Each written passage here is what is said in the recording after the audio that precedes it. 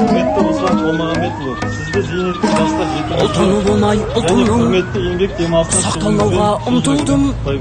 Құлы болмаған құлқынның, пейілі қымбат жұртымның, мен қазақтың ұлымын.